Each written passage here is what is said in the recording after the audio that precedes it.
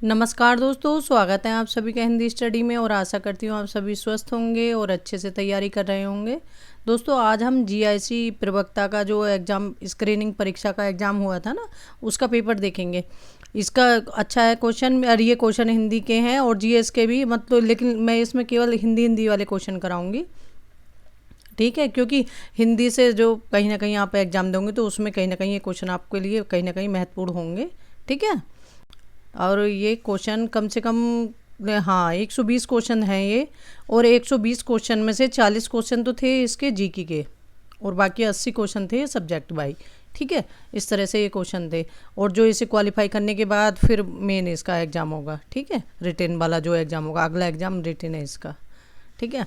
तो उस पेपर को देखेंगे। क्वेश्चन अच्छे हैं, सभी एग्ज़ामों में कहीं ना कहीं टकरा जाते हैं क्वेश्चन, और क्वेश्चन देख लेने चाहिए हमें। स्टार्ट करते हैं। और आप मेरे चैनल पर पहली बार आए हैं तो चैनल को सब्सक्राइब कर लेना, बेल आइकन को क्लिक कर लेना, जिससे आने वाली वीडियो का नोटिफिकेशन आपको मिल सके।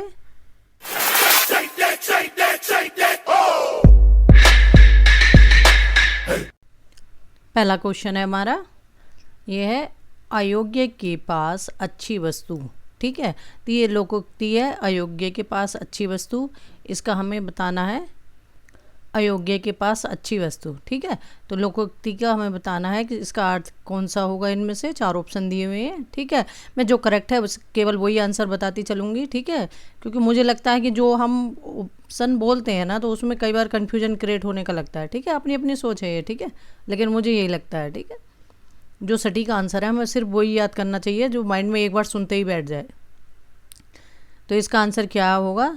छुचंदर के सिर में चमेली का तेल। निम्नलिखित में से लेखक और यात्रा साहित्य से संबंधित उनकी कृति का एक युग्म है, वह है, इनमें से कौन सा है? कि लेखक और उनका यात्रा साहित्य, ठीक है, जो मिला हुआ उसमें कौन सा गलत है हमें बताना है इसमें से। और हमेशा नहीं है, सही है, गलत है, इनके नीचे अंडरलाइन करना। तो इसमें से हमें गलत बताना है, ठीक है। तो ये है चीड़ों पर चांदनी निर्मल वर्मा का सही है, एक बूंद सहसा उछली अज्ञे का सही है, रामचंद्र शुक्ल का है चिंतामणि, ये सही है। और किन्नर देश की ओर धर्मवीर भारती, तो ये गलत है। इसमें असंगत हमारा कौन सा होगा? इसमें असंगत है हमारा धर्मवीर भारती और किन्नर देश की ओर, ठीक है। क्योंकि किन्नर देश में जो है यात्रा वृत्तांत, ये किनका है? राहुल संस्कृतायन का, ठीक है। आगे देखते हैं। निम्नलिखित में से उपन्यास और उसमें वर्णित समस्या का एक युग्म सुमेलित नहीं है। तो इसमें बताना है कि कौन सा युग्म सुमेलित नहीं है।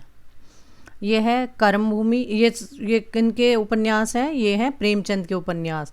कर्मभूमि जो है अछूत द्वार की समस्या को लेकर है। कायाकल्प किससे संबंधित है? पारलौकिक समस्या से संबंधित है। सेवा सदन, ये वेश्याओं की समस्या से संबंधित है।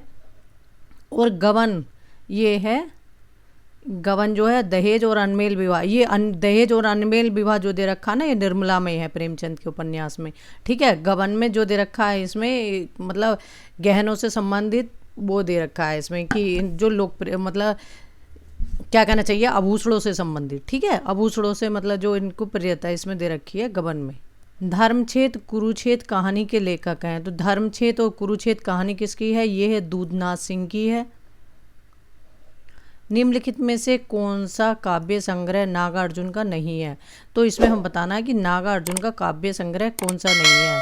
तो यह है युग की गंगा, ठीक है। ये युग की गंगा किसका है? केदारनाथ अग्रवाल का। युगधारा, तुमने कहा था, प्यासी पथराई आँख, ये तीनों किन की रचना है? ये है नागार्जुन की। निम्नलिखित में से सामासिक शब्द और समास के नाम का एक युग्म गलत है। तो इसमें एक युग्म गलत है जो मतलब समास से संबंधित है। तो यह है उपकृष्णम। तो उपकृष्णम में कौन सा समास होगा? अव्ययी भाव समास होगा, ठीक है। और पुष्पधनबा में बहुव्रीहि समास, सुकबम में द्वंद्व समास, और महादेव में कर्मधारय समास, ये तीनों सही हैं। शब्दार्थों ते शरीर रस आत्मा, ये कथन किसका है? तो ये कथन है राजशेखर का। विशाल भारत पत्र कहाँ से प्रकाशित हुआ? तो विशाल भारत पत्र कहाँ से प्रकाशित होता था? ये कलकत्ता से प्रकाशित होता था। श्रीलाल शुक्ल के अति प्रसिद्ध उपन्यास राग दरबारी में किस गांव का चित्रण है? तो सिपाल जो हैं मतलब राग दरबारी है, श्रीलाल शुक्ल की रचना है। ये उपन्यास जो है श्रीलाल शुक्ल का है, राग दरबारी। और उसमें किस गांव का चित्रण है, तो यह है सिपालगंज का। ठीक है, ये जो कुछ हैं जैसे बेला, ये है मेरीगंज गांव का जिन चित्रण किसमें है। ठीक है, तो ये इस तरह से, जैसे एक बार मैं आपको बता देती हूँ, जैसे ये क्योंकि एग्जाम में बार बार पूछे आते हैं, तो ये है ये जो दे रखा मेरीगंज। ठीक है, तो ये मैला आंचल का है, मैला आंचल के जो पूर्णिया जिले के मेरीगंज गांव का वर्णन है, जो मैला आंचल में, तो ये मैला आंचल से संबंधित है मेरीगंज।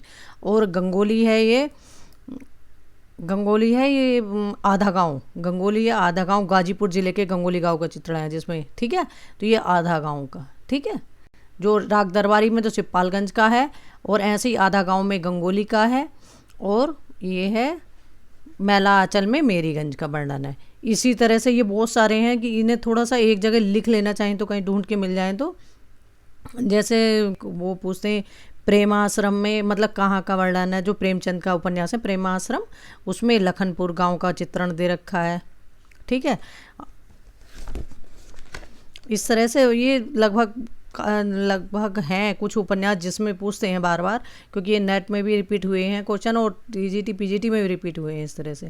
ऐसे ही हाँ, एक और पूछते हैं अलग अलग बैतारणी, जो श्री प्रसाद सिंह का है, उसमें किस गांव का वर्णन है अलग अलग बैतारणी में, वो है कैराता गांव का।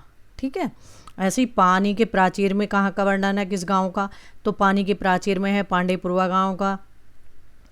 ठीक है, इस तरह से दे रखे हैं। तो इस तरह से मतलब एक अपना लिख लेना। ठीक है, जैसे अपना आए तो थोड़ा ध्यान रहे, क्योंकि ये पूछते हैं। और गोदान में बेलारी गांव का, गोदान का भी पूछा गया है कि गोदान में किस गांव का चित्रण है, तो बेलारी गांव का। आगे देखते हैं, गंगा हिमालय से निकलती है, इस वाक्य का संस्कृत अनुवाद होगा तो गंगा हिमालयात प्रभवती। ठीक है, तो ऑप्शन ए सही होगा हमारा।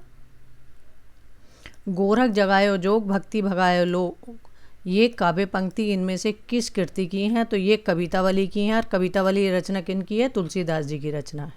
ठीक है, ये आंसर की आपकी ऑफिशियल आंसर की है, जो ऑफिशियल आंसर की से ही आंसर टिक करे हुए हैं। ठीक है, मुख्य अर्थ बाधो तदोदो, रूढ़ी तो अथ प्रयोजनात्, अन्यो अर्थो लक्ष्यते यत् साल लक्षण रोपिता क्रिया। इस कथन के आचार्य हैं, तो इस कथन के आचार्य कौन से हैं, तो वो है मम्मट है। आगे देखते हैं, महादेवी वर्मा के किस काव्य संग्रह की कविताएं वैदिक संस्कृत के विभिन्न काव्यांशों पर आधारित हैं, तो वह है सप्तपर्णा। महादेवी वर्मा की जो रचना है वो वैदिक संस्कृत के विभिन्न काव्यांशों पर आधारित है, तो वो है सप्तपर्णा। ठीक है, और इनका पहले वो है काव्य संग्रह, वो है निर्जा। यशोदा शब्द में कौन सी संधि है, तो यशोदा शब्द में कौन सी संधि है, विसर्ग संधि है, यशय प्लस दा, ओदा, यशोदा। नवगीत विधा से संबंधित काव्य कृति दर्द जहां नीला है, दर्द जहां नीला है, इस रचना के रचनाकार कौन है, वे हैं शंभुनाथ सिंह। यौगिक शब्द की रचना के आधार हैं, तो यौगिक शब्द की रचना के आधार क्या हैं, उपसर्ग हैं। यौगिक का मतलब दो मिलाना, उपसर्ग प्रत्यय से मिलाना, संधि समास से मिलाना। ठीक है, इस तरह से जो है तो वो किससे मिलते हैं, उपसर्ग प्रत्यय संधि समास से, तो यौगिक शब्द बनते हैं हमारे। आगे देखते हैं, अमेय हलाहल मद भरे सेत श्याम रत्नार, जियत मरत झुकी झुकी परत, जही चितवन एक बार, किस कृति में संग्रहित है, तो ये पंक्ति किसकी है, रसलीन की पंक्तियां हैं ये। ठीक है, ये ऐसे भी पूछी जाती हैं एग्जाम में कि ये पंक्तियां किसकी हैं। ठीक है, इसमें पूछा गया है कि ये जैसे रसलीन की ये पंक्तियां हैं, तो इसमें पूछा गया है कि ये किससे ली गई हैं, तो ये है अंग दर्पण की। अन्वय शब्द का संधि विच्छेद होगा, तो अन्वय शब्द का जो संधि विच्छेद होगा वो होगा हमारा अनुधन अय। मिश्र बंधुओं की जो पुस्तक है हिंदी नवरत्न, इसमें किस कवि को स्थान नहीं मिला है, तो हमें बताना है कि जो मिश्र बंधु की पुस्तक है हिंदी नवरत्न, इसमें किस कवि को स्थान नहीं मिला है। ठीक है, अब जो मिश्र बंधु की किताब है हिंदी नवरत्न, तो ये नवरत्न जो किताब थी इनकी 1900 ईस्वी की किताब है, क्योंकि इसका समय भी पूछ लेते हैं 1910। ठीक है, और इसमें 9 रत्नों को किसे किसे स्थान दिया है, वो देख लेते हैं, ठीक है। क्योंकि एक बार चाहे तो अपना नोट कर लेना या सुन के याद कर लेना, ठीक है। तो उससे ये है कि जैसे अगली बार पूछे, क्योंकि ये क्वेश्चन कई बार एग्जाम में रिपीट हो चुका है इस तरह से। तो इसमें थे सूरदास जी थे, तुलसीदास, केशवदास, देव, बिहारी, भूषण, मतीराम, ठीक है। चंदबरदाई, हरिचंद, ये 9 कवि हो गए, ठीक है। तो सूर तुलसी भक्ति काल के हो गए, और एक चंदबरदाई हो गए, एक हरिचंद हो गए, और बाकी ये 5 कवि हैं, केशव, देव, बिहारी, भूषण, मतीराम, ठीक है। ये हो गए रीति काल के। इस तरह से ये 9 कवि हैं इसमें जो थे। तो इसमें कौन से नहीं थे? जायसी नहीं थे, ठीक है। क्योंकि कई बार कुछ बुकों में कबीर भी दे रखा है कि हिंदी नवरत्न में कबीर आते हैं, लेकिन कबीर भी नहीं आती हिंदी नवरत्न में, ठीक है। मैंने आम खाया है, मैंने आम खाया, इस वाक्य में किस काल को प्रदर्शित करता है? तो ये वाक्य बताना है, तो ये कौन से काल को प्रदर्शित कर रहा है? तो ये भूतकाल को प्रदर्शित कर रहा है। काल कितने होते हैं? 3 होते हैं अपने। कृषक किरदंत, इनमें से किसकी काव्य कृति है? तो कृषक किरदंत जो काव्य कृति है ये गया प्रसाद शुक्ल स्नेही की है। इस पेपर में वैसे ज़्यादातर जो क्वेश्चन आए सब पहले आ चुके हैं वो किसी न किसी एग्जाम में। प्रयोगवाद हिंदी में बैठे ठाले का धंधा बनकर आया था। प्रयोक्ताओं के पास न तो काव्य संबंधी कोई कौशल था और न किसी प्रकार की कथनीय वस्तु थी। केवल इतना ही ध्यान देते, क्योंकि प्रयोगवाद को बैठे ठाले का धंधा किसने कहा है? तो मतलब खाली में बैठे हुए थे और उसका एक मतलब वो समझ लो। तो इस तरह से ये किसके कथन है? तो ये कथन है डॉक्टर नंद दुलारे वाजपेयी का। और छायावाद के आलोचक सबसे ज़्यादा जो हैं वो है नंद दुलारे वाजपेयी और एक नामवर सिंह। आगे देखते हैं। कही न जाए क्या कहिए, आत्मकथा के लेखक हैं। तो कही न जाए क्या कहिए आत्मकथा किसकी है? तो ये आत्मकथा है भगवती चरण वर्मा की। राजा राम मोहन राय का पत्र बंगदूत सर्वप्रथम किस सन में प्रकाशित हुआ? तो बंगदूत जो पत्र था वो प्रकाशित हुआ था 1829 में। और पहला अपना पत्र कौन था? हिंदी का था, वो था उद्दंड मार्तंड, और वो जुगल किशोर द्वारा कलकत्ता से निकला था, ठीक है। रामचंद्र शुक्ल का साहित्य इतिहास ग्रंथ हिंदी साहित्य का इतिहास नागरिक प्रचारणी सभा से प्रकाशित हिंदी शब्द सागर की भूमिका में किस शीर्षक से लिया गया था? तो ये लिया गया था हिंदी साहित्य का विकास। एक भाषा के अंतर्गत जब कई अलग अलग रूप विकसित हो जाते हैं, एक भाषा के अंतर्गत जब कई अलग अलग रूप विकसित हो जाते हैं तो उन्हें बोली कहते हैं। तो ये कथन किसका है? तो ये कथन है भोलानाथ तिवारी का। पा धातु लट लकार उत्तम पुरुष बहुवचन का रूप है। तो इसमें है पा धातु लट लकार उत्तम पुरुष का बहुवचन का रूप है, तो वो है पिबामा।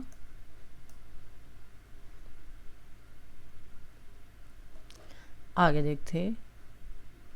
निम्नलिखित में से किस साहित्यकार ने कुट्टी चातन नाम से भी कुछ निबंध लिखे हैं? तो हमें इसमें बताना है कि कुट्टी चातन नाम से किसने निबंध लिखे हैं। तो वो लिखे थे सच्चिदानंद हीरानंद वात्स्यायन अज्ञ ने, ठीक है। और अज्ञ का पूरा नाम पूछने को आए तब भी यही है, सच्चिदानंद हीरानंद वात्स्यायन अज्ञ, क्योंकि 1-2 बार ये भी पूछा गया कि अज्ञ का पूरा नाम क्या है।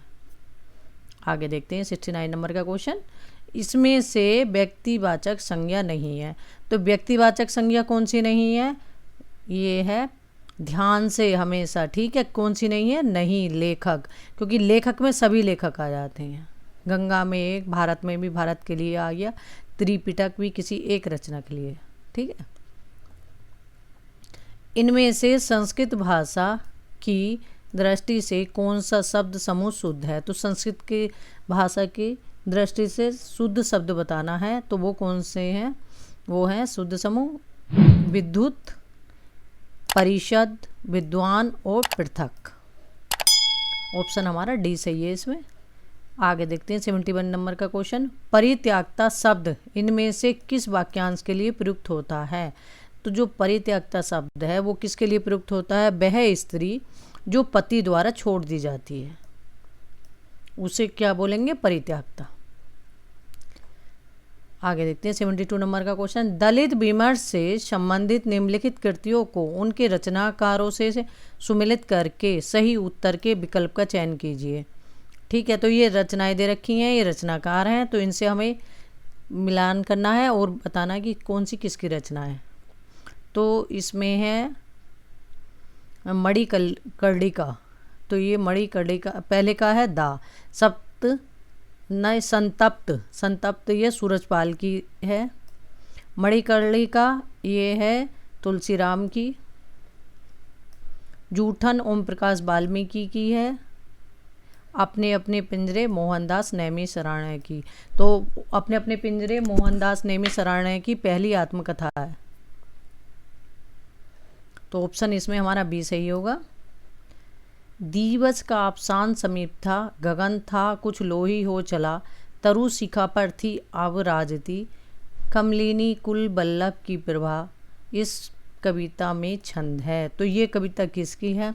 ये प्रिय प्रभा से ली गई पंक्तियां हैं और अयोध्या प्रसाद हरिओत की पंक्तियां हैं। ठीक है, प्रिय प्रभा से। और इसमें हमें कौन सा छंद है? ये दुरत विलंबित। आगे देखते हैं 74 नंबर का क्वेश्चन। निम्नलिखित उपन्यासों को उनके लेखकों के साथ सुमेलित कीजिए, कूट से सही उत्तर वाले विकल्प का चयन कीजिए। ठीक है, तो इसमें भी सुमेलित करना है। ये उपन्यास है, ये लेखक है। तो मैला आंचल किसका उपन्यास है? फणीश्वरनाथ रेणु का है। यह पथबंधु था, ये किसका उपन्यास है? नरेश मेहता का है। और गली आगे मूर्ति है, ये शिव प्रसाद सिंह का। लोक ऋण विवेकी राय का। ठीक है, इस तरह से ये देखो 4 क्वेश्चन है इस तरह से ये, और ये सभी एग्जाम में पूछे गए हैं। मैला आंचल, फणीश्वरनाथ रेणु, यह पथबंधु था श्री नरेश मेहता, गली आगे मूर्ति है शिव प्रसाद सिंह, लोक ऋण विवेकी राय। ठीक है, इस प्रकार हमारा ऑप्शन जो सही होगा वो होगा बी। आगे देखते हैं। लक्ष्मीपुरा इनमें से किस विधा की रचना है? तो लक्ष्मीपुरा किसकी रचना है? शिवदान सिंह चौहान की रचना है। और ये क्या है? रिपोर्टार्ज है। हिंदी का पहला रिपोर्टार्ज भी लक्ष्मीपुरा ही है। लड़के ने रमेश से को मारा। ठीक है, लड़के ने रमेश को मारा, इस वाक्य में लड़के हैं, तो लड़के एक वचन है। तद्भव पत्रिका के संपादक हैं, तो तद्भव पत्रिका के संपादक थे वो कौन थे? अखिलेश। निम्नलिखित में से किस शब्द में पंचमी तत्पुरुष समास है? तो पंचमी तत्पुरुष समास किसमें है? स्वर्ग पतिता। ठीक है, इनमें से भाववाचक संज्ञा है, तो इसमें भाववाचक संज्ञा बतानी है, तो वह है अमीरी। संज्ञा के कितने भेद हैं? अगर एग्जाम में पूछे तो 5 होते हैं। ठीक है, आगे देखते हैं 80 नंबर का क्वेश्चन। रचना किस विधा की दृष्टि से बोलगा से गंगा है? मतलब रचना जो है ये विधा की दृष्टि से बोलगा से गंगा क्या कौन सी मतलब विधा में है? ठीक है, तो ये है कहानी। वे धर्म में विशिष्ट द्वैतवादी, विचारों में गांधीवादी और साहित्य में अभिधावादी हैं। यह कथन मैथिली शरण गुप्त के विषय में किसने कहा है? तो ये मैथिली शरण गुप्त के बारे में कथन कहा गया है बच्चन सिंह के द्वारा। ठीक है, अब ये कथन मैं आपको करा भी रही हूँ, एक वीडियो इसकी मैं डाल चुकी हूँ, और कथन भी ऐसे ही आगे कराऊंगी, कुछ मेरे पास नोट हैं। ठीक है, तो क्योंकि ये अब एग्जाम में इस तरह से पूछे जाते हैं, पहले तो नेट तक ही ये थे, लेकिन अब ये नए एग्जामों में भी धीरे धीरे पूछे जाते हैं। आगे देखते हैं 82 नंबर का क्वेश्चन। आचार शब्द इनमें से किस भाषा का है? तो आचार शब्द है पुर्तगाली भाषा के, और ज़्यादातर मैंने देखा कि एग्जाम में जो पूछे जाते हैं ना पुर्तगाली भाषा के शब्द ज़्यादातर पूछे जाते हैं। काव्यसु नाटक रम्य, ये कथन इनमें से किस कृति के संदर्भ में है? तो ये है अभिज्ञान शकुंतलम, और ये अभिज्ञान शकुंतलम किसकी रचना है? कालिदास जी की रचना। ढेल सो बनाए आए मेलत सभा के बीच, लोगन कबित किन्नो खेल करी जान्यो है। ये काव्य पंक्तियाँ किस कवि की हैं? तो हमें बताने पंक्तियाँ किसकी हैं? तो ये है ठाकुर की। ये रीतिकालीन कवि हैं ठाकुर। ठीक है, उनकी कवि, ये रीति मुक्त काव्य धारा के कवि थे। हिंदी नई चाल में ढली, भारतेंदु जी की ये पंक्ति उनकी किस रचना से ली गई हैं? तो ये हिंदी नई चाल में ढली 1873 से, तो ये ली गई है कालचक्र से। आगे देखते हैं 86 नंबर का क्वेश्चन। सार सुधा निधि पत्र के संपादक थे, तो सार सुधा निधि जो पत्र था इसके संपादक कौन थे? पंडित सदानंद मिश्र। इनमें से महाकवि कालिदास के जीवन पर आधारित मोहन राकेश की नाट्य कृति है, तो कालिदास के पर आधारित कौन सी है? आषाढ़ का एक दिन, मोहन राकेश के। और ये मोहन राकेश के तीनों नाटक पूछे जाते हैं, आधे अधूरा और लहरों के राजहंस। ठीक है, दुर्गा एकांकी नाटक के रचनाकार हैं। तो दुर्गा एकांकी किसकी है इसमें बताना है, तो ये उदय शंकर भट्ट की एकांकी है, दुर्गा एकांकी जो है। आगे देखते हैं। महाकवि कालिदास विरचित कुमार संभव इनमें से किस रस के प्रमुखता है। तो जो कुमार संभव रचना है महाकवि कालिदास की, महाकाव्य है, क्योंकि कालिदास ने 2 महाकाव्य लिखे ना, रघुवंशम और कुमार संभवम, ठीक है। तो इसमें कौन सा रस है, तो इसमें श्रृंगार रस। निम्नलिखित में से किस शब्द में तदित प्रत्यय का प्रयोग हुआ है, तो वो है, प्रत्यय कितने प्रकार के होते हैं, 2, कृत और तदित, ठीक है। तो ये है वासुदेव में, और क्रिया में लगते हैं तदित प्रत्यय। आगे देखते हैं 91। पश्चिमी हिंदी की उत्पत्ति इनमें से किस अपभ्रंश से हुई है। तो पश्चिमी हिंदी की उत्पत्ति किससे हुई है, वो है शोरसैनी अपभ्रंश से। आगे देखते हैं। सगुण अलंकार सहित दोष रहित जो होए, शब्द अर्थ बारो कवि विभुत कहत सब कोय। काव्य की यह पंक्ति इनमें से किस आचार्य की है, तो यह है पंक्ति चिंतामणि की। आगे देखते हैं। चिंतामणि ये रीतिकाल के कवि हैं, ठीक है। आगे देखते हैं। केंद्रीय हिंदी निदेशालय ने हिंदी की मानक वर्णमाला में मूलतः कितनी स्वर और कितने व्यंजन ध्वनियों को स्थान दिया है। तो इसमें हमें बताना है कि केंद्रीय हिंदी निदेशालय ने हिंदी की मानक वर्णमाला में मूलतः कितने स्वर और कितने व्यंजन ध्वनियों को स्थान दिया है। तो वो दिया है 11 स्वर और 35 व्यंजन। इनमें से सफल शब्द का विलोम नहीं है। तो सफल शब्द का विलोम नहीं है, तो हमें नहीं पे टिक करना है। तो इनमें से देखना है कौन सा नहीं है, तो ऑप्शन हमारा सी सही होगा, कुफल। बाबू राव विष्णु पराडकर इनमें से किस दैनिक पत्र के संपादक थे, तो ये थे दैनिक आज के। आगे देखते हैं। निम्नलिखित में से शुद्ध वाक्य है, तो इसमें से हमें शुद्ध वाक्य बताना कि शुद्ध वाक्य कौन सा है। तो इसमें शुद्ध वाक्य है हमारा ऑप्शन बी, यहाँ शत्रु से खतरा है, यहाँ शत्रु से खतरा है। आगे देखते हैं। दूध वाक्यम कृति के रचनाकार हैं। तो इसमें से हमें बताना कि दूध वाक्यम रचना की रचना इनमें से किसने की है, तो ये भास की रचना है। और कालिदास के पूर्ववर्ती कौन है, भास, ठीक है। ये एग्जाम में पूछा गया कि कालिदास के पूर्ववर्ती कौन है, भास हैं। सागर मुद्रा इनमें से किसकी कृति है, तो सागर मुद्रा इनमें से किसकी कृति है, ये है सच्चिदानंद हीरानंद वात्स्यायन अज्ञे की। ऑप्शन बी सही है हमारा। आगे देखते हैं। मुट्ठी गर्म करना मुहावरे का अर्थ है। तो मुट्ठी गर्म करना मुहावरे का अर्थ है घूस देना। तो ऑप्शन हमारा सी सही होगा इसमें। इनमें से रेखा चित्र परक कौन सी कृति महादेवी वर्मा की नहीं है। तो महादेवी वर्मा की कौन सी नहीं है, तो वो है बोलती प्रतिमा। ये जो रचना है बोलती प्रतिमा, ये श्री राम शर्मा की रचना है बोलती प्रतिमा, ठीक है। और ये रचनाएं जो 3 है इन्हें देख लेते हैं। ये महादेवी वर्मा जी की हैं। अतिल के चलचित्र, मेरा परिवार और स्मृति की रेखाएं, तो ये किन की हैं, महादेवी वर्मा जी की। आगे देखते हैं। निम्नलिखित शब्द रूपों और उनकी विभक्तियों को सुमेलित कर दिए गए कूट से सही विकल्प का चयन कीजिए। तो इसमें से हमें ये शब्द रूप हैं, इधर ये विभक्ति दे रखी हैं, इन्हें मिलान करना है। तो पहले में हमारा हो जाएगा ऑप्शन सी आत्मनि। तो इसमें है सप्तमी एक वचन, और सर्व इसमें यह चतुर्थी एक वचन, और युष्मत में है पंचमी बहुवचन, अस्माभि में है तृतीय बहुवचन, ठीक है। तो ऑप्शन इसमें हमारा बी सही होगा। आगे देखते हैं। निम्नलिखित में से राजेंद्र यादव की संस्मरण कृति है। तो इसमें से राजेंद्र यादव की संस्मरण कृति बताना, इसमें कौन सी है हमारी, तो इसमें है औरों के बहाने। तो ऑप्शन हमारा डी सही होगा। आगे देखते हैं।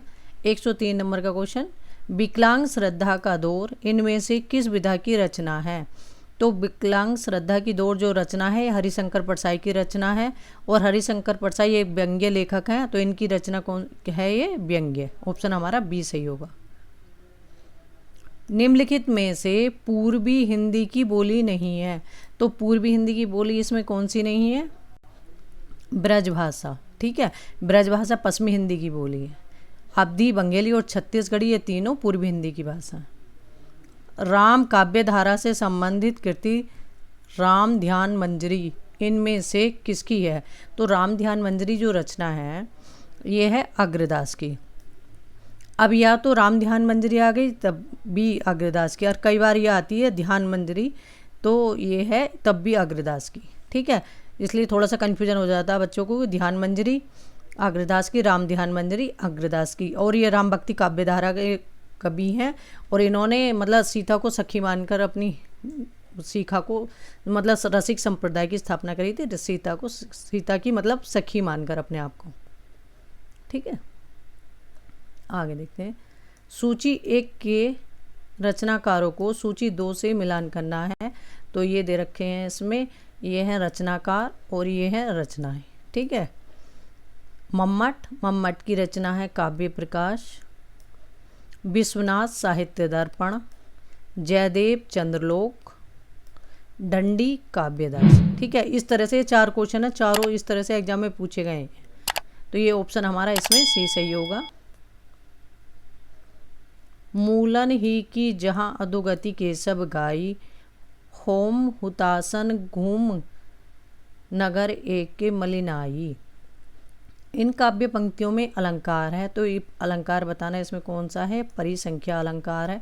इसमें अलंकारों को पूछने का तरीका बदल दिया है टीजीटी पीजीटी में। जैसे पहले ज़्यादातर यमक, रूपक, अनुप्रास, श्लेष इस तरह के कुछ अलंकार ज़्यादातर पूछे जाते थे, अब थोड़ा आगे बढ़ने लगे ये।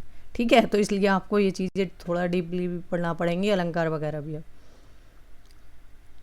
आगे देखते हैं 108 नंबर का क्वेश्चन। निम्नलिखित में से किस शब्द में उपसर्ग नहीं लगा है? तो उपसर्ग किस में नहीं है? दर्शन में उपसर्ग नहीं है। छायावाद का व्यक्ति स्वतंत्र सामंती मर्यादाओं के विरुद्ध बहुत बड़ा कदम था। छायावाद संबंधी यह अभिमत कथन इनमें से किस आलोचक का है? तो छायावाद के आलोचक थे नामवर सिंह, डॉक्टर नामवर सिंह का कथन है। ठीक है, पंडित का पर्यायवाची शब्द नहीं है, तो इसमें बताना पंडित का पर्यायवाची शब्द नहीं है, वो है दामनी नहीं है। दामनी जो पर्यायवाची है बिजली का, ठीक है, विद्युत का। दामनी जो पर्यायवाची है किसका है? विद्युत का पर्यायवाची है। आगे देखते हैं। जीवनी साहित्य से संबंधित कृति आवारा मसीहा इनमें से किस रचनाकार के जीवन पर आधारित है?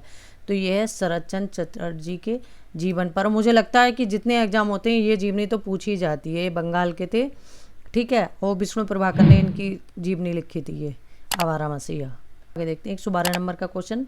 मदनाष्टक इनमें से किसकी रचना है? तो मदनाष्टक किसकी रचना है? रहीम की रचना है मदनाष्टक।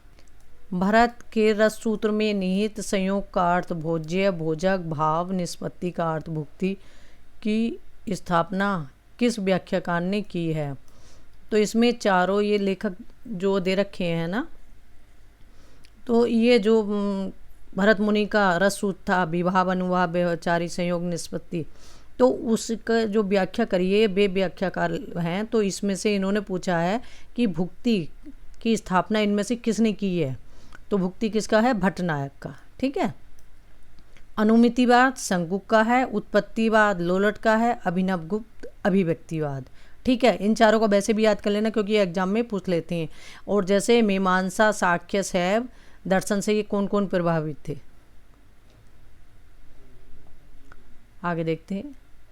यह प्रेम को पंथ कराल, यह तलवारी की धार पे धावनो है।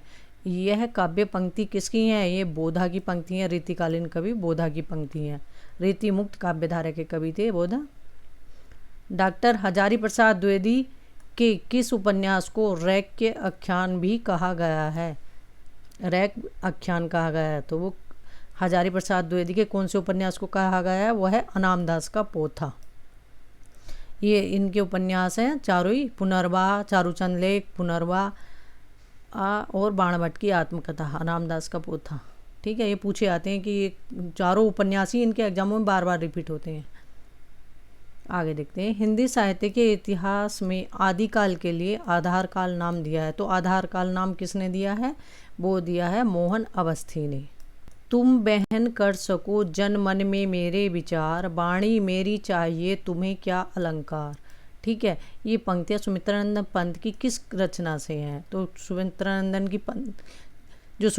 पंत जी की रचना है ग्राम्या, उससे ये पंक्तियाँ ली गई हैं।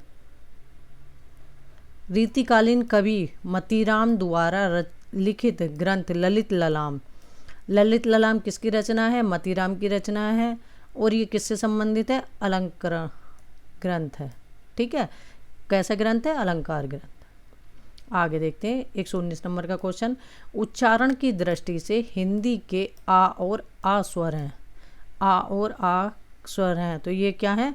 अकु विसर्जन्य नाम कंठा, तो ये कंठ से बोलने वाले।